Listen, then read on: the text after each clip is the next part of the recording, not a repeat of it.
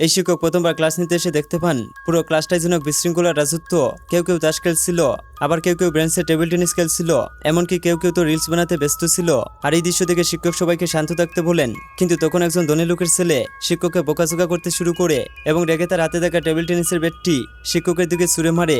কিন্তু অবাক করার মতো বিষয় হলো, শিক্ষক শুধুমাত্র তার হাত নাড়াতেই অদ্ভুতভাবে ব্যাটটিকে পেছনের দেওয়ালে গেঁথে যায়। আর এই দৃশ্য দেখে সব ছাত্ররা হতবাক হয়ে যায় এবং তারা সবাই বুঝতে পারে এই শিক্ষক কোনো সাধারণ মানুষ নয়। এজন্য তারা সবাই শান্ত হয়ে যায়। এরপর শিক্ষক বোর্ডে নিজের নাম লিখেন এবং নিজেকে ছাত্রদের মধ্যে পরিচয় করিয়ে দেন। কিন্তু তিনি জানতেন এই ছাত্ররা সহজে কারো কথা শুনবে না, তাই তিনি সব ছাত্রদের একটা প্রস্তাব দেন আর বলেন, আমাদের মধ্যে একটা বাজি ধরা হবে। যদি এক সপ্তাহের মধ্যে তোমরা আমাকে স্কুলে অপমানিত করতে পারো তাহলে আমি নিজে থেকেই চাকরি ছেড়ে দিব, কিন্তু তোমরা যদি আমাকে অপমানিত করতে না পারো তাহলে তোমাদের ভালোভাবে পড়াশোনা করতে হবে এবং আমার সব কথা মানতে হবে।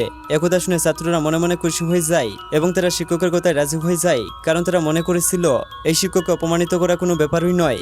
এজন্য তারা পরের দিন এক বাটি ময়দা দরজার উপরে সেট করে রাখে, যাতে শিক্ষক দরজা খুললেই ময়দাগুলো তার মাথায় পড়ে যায়। কিন্তু তারপর শিক্ষক ধীরে ধীরে দরজা খুলে ভিতরে ঢুকতেই ময়দার বাটিতে উপর থেকে পড়ে যায় এবং সবাই মনে করে নেয় এবার শিক্ষক অপমানিত হবেন। কিন্তু হঠাৎ করে শিক্ষক একটা ছাতা খুলে তার মাথায় ধরেন, ফলে সব ময়দা ছাত্রদের উপরে পড়ে যায়। কিন্তু তারপর শিক্ষক যখন ক্লাস করাচ্ছিলেন তখন সব ছাত্ররা একসাথে তাদের বই আর কলম শিক্ষকের দিকে ছুঁড়ে মারে। কিন্তু তারপর দেখা যায় শিক্ষক তার ছাতা দিয়ে সেগুলো উল্টো তাদের দিকে ছুঁড়ে মারেন। কিন্তু তারপর এই ছেলেটা রেগে যায় আর সবাইকে বলে, চিন্তা করো না, আমি শিক্ষকের চেয়ারে এক ধরনের শক্তিশালী আঠা লাগিয়ে দিয়েছি, এবার সে কোনোভাবেই চেয়ার থেকে উঠে দাঁড়াতে পারবে না। কিন্তু তারপরে ছেলেটা যখন এই দৃশ্য দেখতে যায় তখন সে হতবাক হয়ে যায়।